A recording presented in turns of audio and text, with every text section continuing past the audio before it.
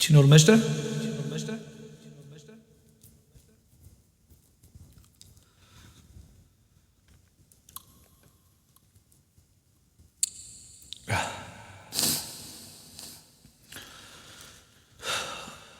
Cine urmează? Imane. Am impresia că Carlos Regele, da.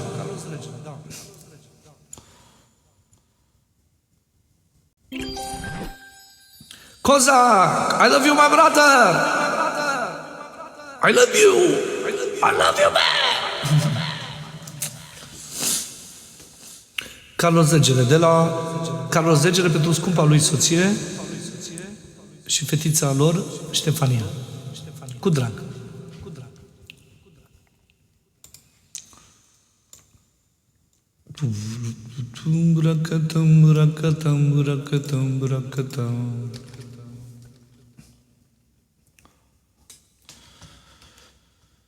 Să cântă melodia asta.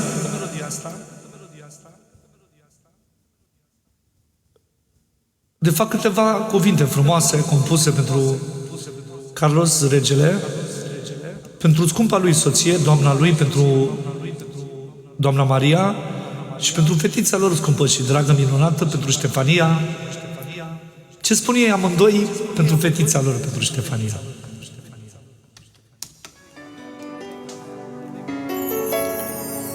Fata mea ești o comoară trimisă de Dumnezeu să ne faci fericită viața și să ne ferești de rău. Noi avem zile frumoase, mulțumită numai ție. Tu e singura ființă ce ne-am dat viața pentru tine.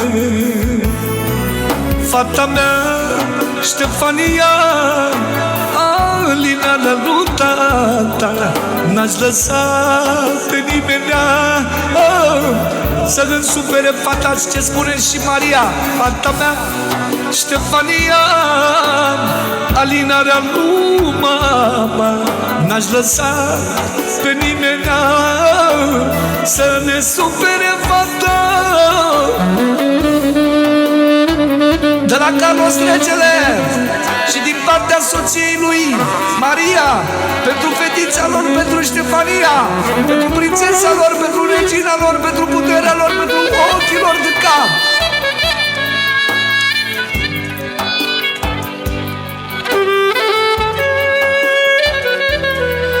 Și o strofă de la Carlos acum pentru nevasta lui.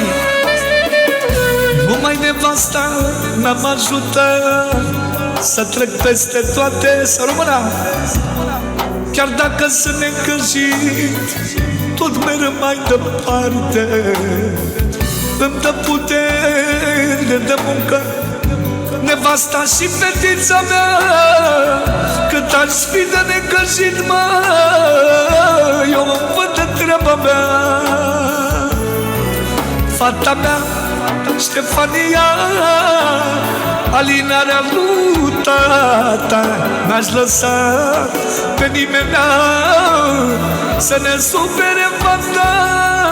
Fata mea, Ștefania, alinarea lui mama, n-aș lăsa pe nimeni să ne supere fata.